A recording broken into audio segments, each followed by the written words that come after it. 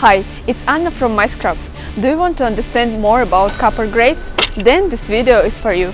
Right now I'm at a scrap yard, and today I'm gonna get into copper grade, which is commonly known as the Copper No.1 or Copper Milberry.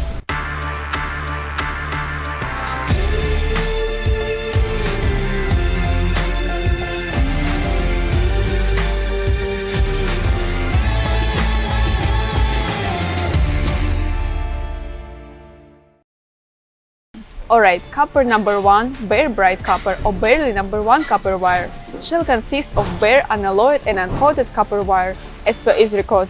However, wire gauge, green copper wire and hydraulically compacted material to be subject to agreement between buyer and seller. Here we have Copper No.1. Before I explained you requirements as per ISRI code, but usually scrap yards have a number of requirements for this kind of metal cable in order to accept it for recycling.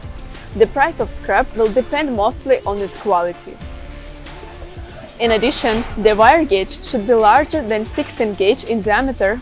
However, the size is still going to be subject to agreement between buyer and seller. Alright, here I have some disqualification of Copper No.1.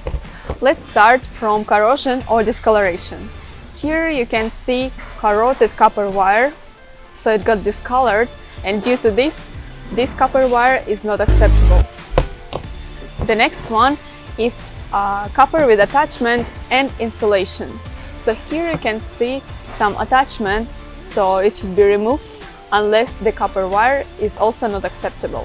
Even this is copper, but it cannot be acceptable as a Copper No.1.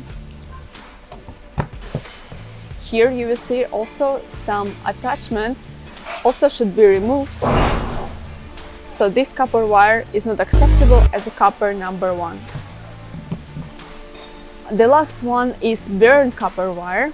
So you see the copper wire got burned and it became black, so this copper wire is not acceptable as a Copper Milberry.